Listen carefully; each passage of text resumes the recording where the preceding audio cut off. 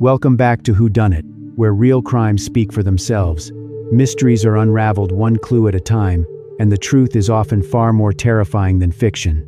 An 11-year-old girl from Meyers, California, vanished while walking to her school bus stop just a few dozen yards from her home. She was abducted in broad daylight, right in front of her stepfather, shattering her family and leaving the entire South Lake Tahoe community in shock.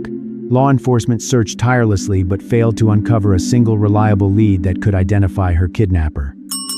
Meanwhile, the man responsible, a convicted sex offender who was on federal parole for kidnapping and rape, was hiding Jaycee in his own backyard. Despite nearly 60 parole inspections over the years, no one ever found her.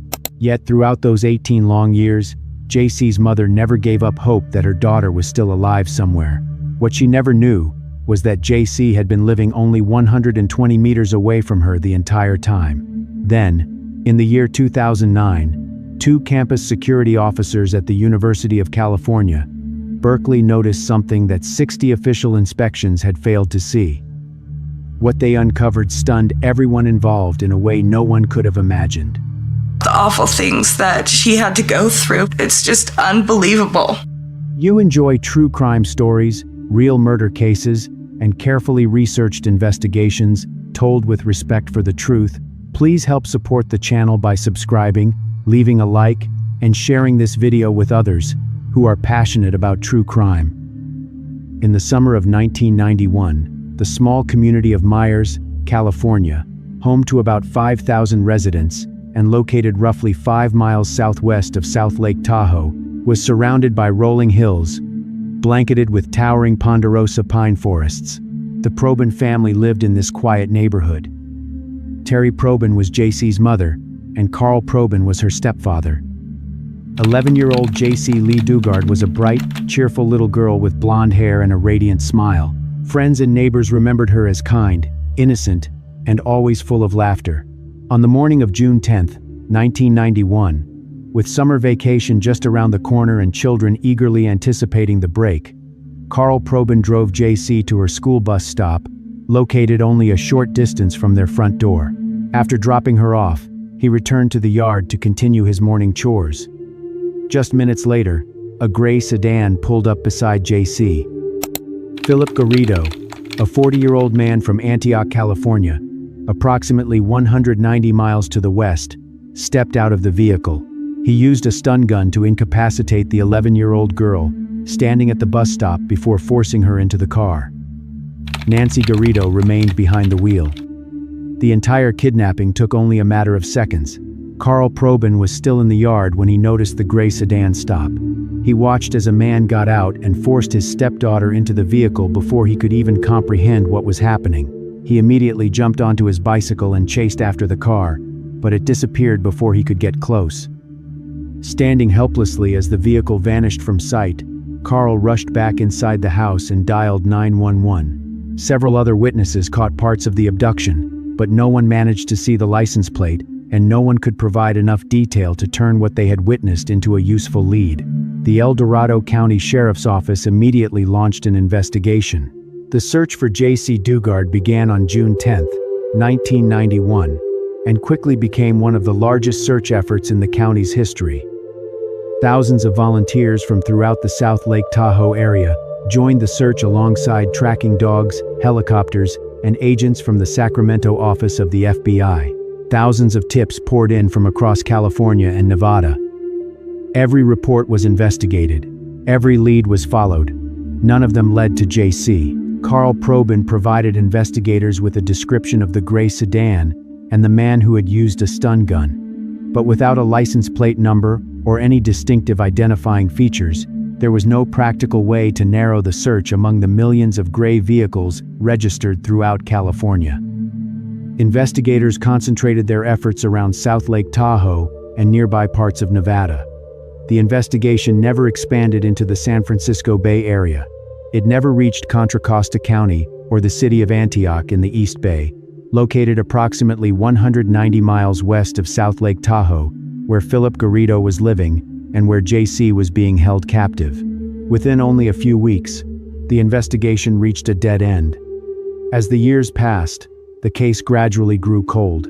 While detectives from the El Dorado County Sheriff's Office and the FBI continued searching for Jaycee around South Lake Tahoe, Phillip Craig Garrido was living quietly in Antioch. He was a registered sex offender and was still under federal parole supervision for a kidnapping and rape conviction dating back to 1976. His criminal history was more extensive than that of virtually any suspect investigators in South Lake Tahoe had considered. In 1976, Garrido kidnapped Catherine Calloway Hall in Nevada. He tied her up, imprisoned her inside a storage building, and repeatedly sexually assaulted her over the course of several hours before he was finally captured. He was sentenced to 50 years in federal prison, in addition to a life sentence imposed by the state. It was a sentence intended to keep him away from society for the rest of his life. Instead, Garrido served only 11 years before being released in 1988, just 3 years before he abducted Jaycee Dugard. During his parole period, victim Catherine Hall proactively contacted Garrido's parole officer to warn that he was continuing to engage in dangerous behavior and needed much stricter supervision. The system received a direct warning from the person who understood Garrido's level of danger better than anyone, yet it completely ignored that warning. The investigation into Jaycee's abduction never focused on Garrido, not because no one connected a convicted sex offender with a prior kidnapping record living in Antioch to the gray car at the bus stop in Meyers, 190 miles away, but because the investigation never looked in the right direction. 11-year-old Jaycee Lee Dugard, who had been standing at the bus stop that June morning in Meyers, California, was taken to 1554 Whodunit Avenue in Antioch, California, an ordinary suburban home in the East Bay. Neighbors only saw a regular family living in the house at the front and had no reason to suspect anything more. But behind that house, hidden by dense trees, tall fences, and tarps stretched to block every outside view, was a complex of tents and sheds that Phillip Garrido had built and expanded over time. Roughly 900 square feet of hidden space where he kept Jaycee in complete isolation from the outside world. In the early years of her captivity, Jaycee lived in near total isolation. She was not allowed to leave the compound, had no contact with anyone except Phillip and Nancy Garrido, had no reliable electricity or running water, did not attend school, and received no medical care. The 11-year-old girl, who had just been ripped from her mother, stepfather, and the close-knit community of Meyers where she grew up, was thrown into a tiny world entirely controlled by Garrido. Jaycee was repeatedly raped by Phillip Garrido, beginning the moment she was abducted at age 11. This continued for many years of her captivity, while the parole system continued to record him as in compliance with conditions. In 1994, when Jaycee was 14 years old, she gave birth to her first daughter, Garrido's child, right inside the backyard compound, with no doctor, no hospital, and no medical support whatsoever for the 14-year-old mother or the newborn baby. In 1997, when Jaycee was 17 years old, she gave birth to their second daughter under similar circumstances. The two little girls grew up entirely within the backyard compound. They never attended school, had no birth certificates, and had no official records proving their existence to the outside world. Garrido told anyone who asked that they were his two granddaughters. The birth of her first daughter completely changed Jaycee's life. She was no longer just thinking about herself, she had a child who needed her. That gave her a reason to keep living, and also stopped her from taking desperate actions. Phillip Garrido did not hold Jaycee through physical force alone. Over the course of 18 years, he built a complex and total system of psychological control that combined complete isolation, total economic dependence, and extreme religious indoctrination. Garrido saw himself as a prophet on a special mission from God. He created a closed worldview inside the compound, where Jaycee and her two daughters lived as if that was the only reality they had ever known. Later, Jaycee wrote in her memoir Times, A Stolen Life Times, about the complex psychological process she went through during those years, how she learned to survive and protect her two daughters in a situation where she had no other choice, and why escaping was never as simple as outsiders might imagine. While Jaycee and her two daughters lived in the backyard compound at 1554 Whodunit Avenue, and Phillip Garrido continued to build more tents and sheds to expand his prison, the federal parole system continued to follow standard procedures. In the 10 years from 1999 to 2009, Phillip Garrido's parole officers conducted 60 home checks on Walnut Avenue. They would arrive at the house, knock on the door, speak with Garrido at the front, note in their files that the parolee was complying with the conditions, and then leave, doing this a total of 60 times over 10 years. And in all 60 of those visits, not a single parole officer ever stepped into the backyard to inspect the complex that Garrido had built and was continuously expanding right behind the front house. Even though a full inspection of the entire property was a basic requirement when supervising a sex offender on parole, even though Garrido had a history of kidnapping and holding victims captive, and even though his file should have made any parole officer understand that a superficial check at the front door was not enough, Jaycee and her 2 daughters were living just a few meters away, separated only by a fence and a few screens. Yet law enforcement chose not to step into the backyard of the man they were responsible for monitoring in order to protect the community. In 2006, when Jaycee had already been held captive for 15 years and her 2 daughters were growing up in the compound, one of Garrido's neighbors reported to the Antioch police that people were living in tents in Garrido's backyard and that children's voices could be heard coming from the concealed area. This was information from someone living close enough to see and hear what law enforcement officers are trained to take seriously. Antioch police officers went to 1554 Walnut Avenue. They spoke with Garrido at the front of the house. They still did not go into the backyard. They left and filed a report stating there were no problems at the address. Jaycee, her 2 daughters, and 15 years of evidence of captivity were right behind the gate where the officers had stood before turning around and walking away. In 2008, the parole agency conducted its own investigation into Garrido after receiving information about his strange behavior. Investigators came to 1554 Walnut Avenue, questioned him about his activities, and once again, no one checked the backyard. The compound remained undiscovered. Jaycee and her 2 daughters remained unseen. 1 year later, 2 campus security officers from the University of California, Berkeley, discovered what dozens of parole officers and local police had failed to find in 18 years. Not through a special search warrant or advanced technology, but through something none of the previous checks had ever used. Basic human intuition, looking at a situation and recognizing that something was wrong.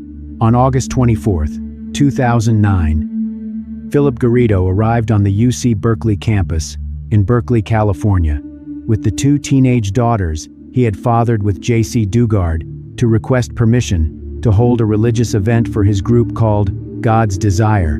Jaycee was not present at UC Berkeley that day. She remained captive in Antioch. The first person to receive him was Lisa Campbell, the events office manager for UCPD, who was responsible for approving events on campus. Campbell immediately sensed something was off. Garrido's fanatical and bizarre demeanor, the way he spoke about his religious mission like someone unstable, and the 2 girls with him, who appeared gloomy and resigned. Campbell did not question him directly, but she scheduled a follow-up meeting for the next afternoon and immediately reported the situation to Officer Ally Jacobs of the UC Berkeley Police Department. Jacobs ran Garrido's background and discovered he was a registered sex offender on federal parole for kidnapping and rape since 1976. Red flags immediately lit up. A registered sex offender had shown up on a university campus with 2 girls he claimed were his daughters, while his parole officer had no record of him even having children. On August 25th, Jacobs and Campbell met with Garrido for a second time in Campbell's office. They kept the atmosphere normal and did not let him know they were investigating him, with the goal of preventing him from fleeing before parole authorities could take action. He opened a bag and took out a self-published book about schizophrenia. After the meeting, Jacobs contacted parole officer Edward Santos Jr. directly, informing him about the existence of the 2 girls, Garrido's unusual behavior, and everything the 2 women had observed over the 2 days.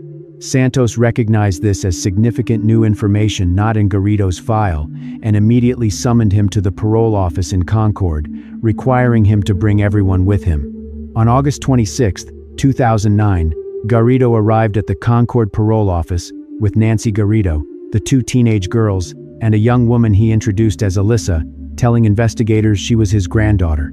The investigators separated each person for questioning. During the interrogation, Garrido finally confessed that he had kidnapped and raped Jaycee Dugard in 1991. The young woman sitting in the interview room, the one who had lived for 18 years under the name Alyssa in the tent compound behind Garrido's house in Antioch, confirmed her true identity.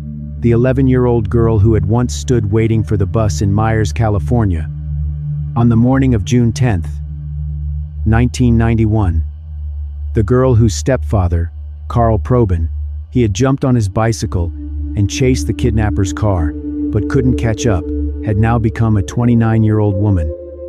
She sat in the Concord parole office after 18 years of captivity, speaking her real name to authorities for the first time. On the night of August 26, 2009, Jaycee Dugard and her 2 daughters were taken by authorities to a safe location, far from the house in Antioch and the tent compound that had been their entire world for 18 years. The FBI arranged a phone call between Jaycee and her mother, Terry Probin, who was in Southern California. For the first time in 18 years, 2 months, and 16 days, mother and daughter heard each other's voices. On the morning of August 27th, Terry flew up to Northern California and was reunited with her daughter and the 2 granddaughters she had never known existed. Jaycee's sister, Tina Dugard, who was present at the reunion, later described it to the press. The smile on my sister's face was as wide as the ocean. Her oldest daughter had finally come home. We laughed, we cried, and we simply enjoyed being together. Jaycee still remembered everyone in the family. The family only learned the heartbreaking details after the reunion. Throughout those 18 years, Jaycee had been held in Antioch, California, just under 200 miles from her old home in South Lake Tahoe. While Terry Probin searched for her daughter across California and Nevada, praying that Jaycee was still alive somewhere, Jaycee had been living less than a 2-hour drive away the entire time. Phillip and Nancy Garrido were arrested on August 26, 2009, at the Concord parole office. Shortly after Phillip confessed to his parole officer, the initial list of charges was extensive: kidnapping, false imprisonment, multiple counts of rape, including rape in concert with kidnapping, lewd acts with a child under 14 years old, and many other charges related to the 18-year crime spree. At first, both pleaded not guilty. The legal process dragged on for nearly 2 years, with multiple court hearings, delays, and increasing pressure from the El Dorado County District Attorney's Office to resolve the case without forcing Jaycee and her daughters to testify in court. In April 2011, nearly 2 years after his arrest, Phillip Garrido pleaded guilty to 1 count of kidnapping and 13 counts of sexual assault, including 6 counts of rape and 7 counts of lewd acts. Nancy Garrido pleaded guilty to 1 count of kidnapping and 1 count of forcible rape, along with California's 1-strike law for rape.